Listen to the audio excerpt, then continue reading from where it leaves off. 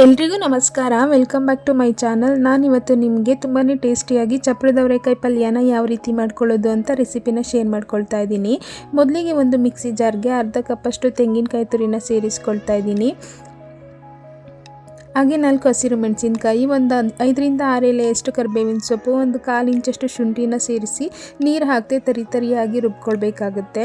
ಇದನ್ನು ರುಬ್ಕೊಂಡಿದ್ದಾದಮೇಲೆ ಸೈಡಿಗೆ ಎತ್ತಿಟ್ಕೊಂಡು ಒಲೆ ಮೇಲೆ ಒಂದು ಪಾತ್ರೆನ ಇಟ್ಕೊಂಡು ಬಿಸಿಯಾಗಿದ್ದಾದಮೇಲೆ 2 ಟೇಬಲ್ ಸ್ಪೂನಷ್ಟು ಆಯಿಲ್ನ ಸೇರಿಸ್ಕೊಂಡಿದ್ದೀನಿ. ಆಯಿಲ್ ಬಿಸಿಯಾಗಿದ್ದಾದಮೇಲೆ ಸ್ವಲ್ಪ ಸಾಸಿವೆ ಹಾಗೆ ಜೀರಿಗೆನ ಸೇರಿಸ್ಕೊಂಡು ಒಂದು ಸಣ್ಣ ಈರುಳ್ಳಿನ ಸಣ್ಣದಾಗಿ ಕಟ್ ಮಾಡಿ ಸೇರಿಸ್ಕೊಂಡಿದ್ದೀನಿ. ಇದ್ರ ಜೊತೆಗೆ 2 ಒಣಮೆಣಸಿನಕಾಯಿ ಹಾಗೆ ಸ್ವಲ್ಪ ಕರಿಬೇವಿನ ಸೊಪ್ಪನ್ನು ಸೇರಿಸ್ಕೊಳ್ತಾ ಇದ್ದೀನಿ.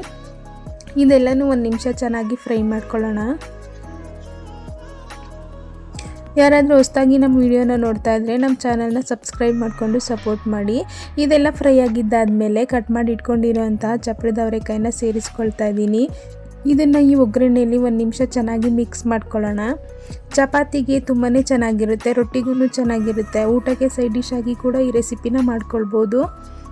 ಅಥವಾ ಅವರೆಕಾಯಿ ಜೊತೆ ಈ ಕಾಯಿನ ಸೇರಿಸಿ ಬಸ್ಸಾಂಬಾರು ಮಾಡ್ಬೋದು, ತುಂಬಾ ಟೇಸ್ಟಿಯಾಗಿರುತ್ತೆ. ಇದೆಲ್ಲ ಮಿಕ್ಸ್ ಮಾಡ್ಕೊಂಡಿದ್ದಾದಮೇಲೆ ಇದಕ್ಕೆ 1 ಚಿಟಿಕೆಯಷ್ಟು ಅರಿಶಿಣ ಪುಡಿನ ಸೇರಿಸ್ಕೊಳ್ತಾ ಇದ್ದೀನಿ. ಹಾಗೆ ರುಚಿಗೆ ತಕ್ಕಷ್ಟು ಉಪ್ಪನ್ನು ಸೇರಿಸ್ಕೊಳ್ತಾ ಇದ್ದೀನಿ. ನೀವು ಬೇಕಿದ್ದರೆ ಈ ಟೈಮಲ್ಲಿ ಟೊಮೊಟೊ ಬೇಕಿದ್ದರೆ ಸೇರಿಸ್ಕೊಳ್ಬೋದು. ಇದೆಲ್ಲ ಚೆನ್ನಾಗಿ ಮಿಕ್ಸ್ ಮಾಡಿಕೊಂಡು ಇದನ್ನು ಈಗಲೇ ಚೆನ್ನಾಗಿ ಬೇಯಿಸ್ಕೊಳ್ಬೇಕಾಗುತ್ತೆ. ನಾನಿವಾಗ ಇದಕ್ಕೆ ಸಣ್ಣ ಗ್ಲಾಸಲ್ಲಿ ಒಂದು ಅರ್ಧ ಗ್ಲಾಸಷ್ಟು ನೀರನ್ನು ಸೇರಿಸ್ಕೊಳ್ತಾ ಇದ್ದೀನಿ.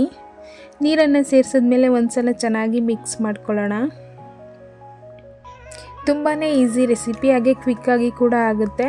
ಇದೆಲ್ಲ ಮಿಕ್ಸ್ ಮಾಡ್ಕೊಂಡಿದ್ದಾದಮೇಲೆ ಮುಚ್ಚಳನ ಮುಚ್ಚಿ ಒಂದು 3ರಿಂದ 4 ನಿಮಿಷ ಮೀಡಿಯಮ್ ಫ್ಲೇಮ್ನಲ್ಲಿ ಬೇಯಿಸ್ಕೊಳ್ಳೋಣ. ನೀವೀಗ ನೋಡ್ತಾ ಇರ್ಬೋದು ಇದೆಲ್ಲ ಚೆನ್ನಾಗಿ ಬೆಂದಿದೆ. ನಾನಿವಾಗ ಇದಕ್ಕೆ ಮೊದಲೇ ರುಬ್ಬಿಟ್ಕೊಂಡಿರುವಂತಹ ತೆಂಗಿನಕಾಯಿ ತುರಿ ಮಿಶ್ರಣನ ಸೇರಿಸ್ಕೊಂಡು ಚೆನ್ನಾಗಿ ಮಿಕ್ಸ್ ಮಾಡ್ಕೊಳ್ತಾ ಇದ್ದೀನಿ.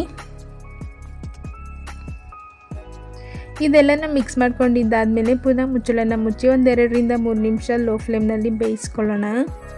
ಈಗ ಸ್ವಲ್ಪ ಕೊತ್ತಂಬರಿ ಸೊಪ್ಪನ್ನು ಸೇರಿಸ್ಕೊಳ್ಳೋಣ. ಈಗ ಪಲ್ಯ ರೆಡಿಯಾಗಿದೆ. ಬಿಸಿ ಬಿಸಿ ಚಪಾತಿ ಜೊತೆ ತುಂಬಾ ಚೆನ್ನಾಗಿರುತ್ತೆ. ನೀವು ಒಂದ್ಸಲ ಈ ರೆಸಿಪಿನ ಟ್ರೈ ಮಾಡಿ. ಇಷ್ಟ ಆಗಿದ್ರೆ ಲೈಕ್ ಮಾಡಿ, ಶೇರ್ ಮಾಡಿ, ಕಮೆಂಟ್ ಮಾಡಿ. ನಮ್ಮ ಚಾನಲ್ನ ಸಬ್ಸ್ಕ್ರೈಬ್ ಮಾಡಿಕೊಂಡು ಸಪೋರ್ಟ್ ಮಾಡಿ. Thanks for watching.